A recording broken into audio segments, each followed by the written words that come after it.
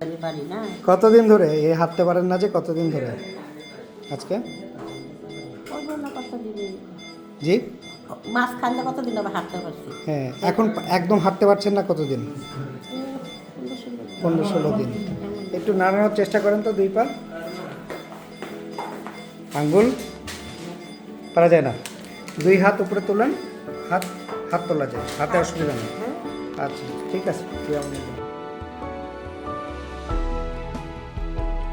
আমার এই রোগীটা আজ থেকে কয়দিন, 1 বছর না, 1 বছর আগে সে পড়ে গিয়ে তার ওই পিছনের বোন ভার্টিব্রাম কলামটা ভেঙে যায় এবং আমরা পরে টেস্ট করার পর দেখলাম তার টিবি হয়েছে এবং ওইটা ড্যামেজ হয়ে পচনের মতো হয়ে গেছে।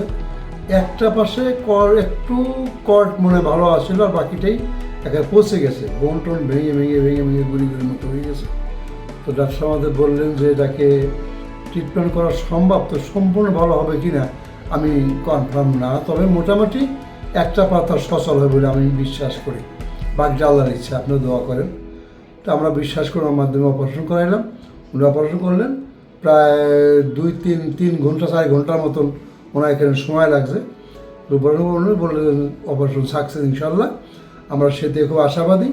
রোগী ওষুধপত্র খেতে খেতে খেতে খেতে এ পর্যন্ত আমাদের মতে এখন সে নিজে হাঁটতে পারতেছে, নিজে হাত দিয়ে খাইতে পারতেছে, একা চলাফেরা করতে পারতেছে।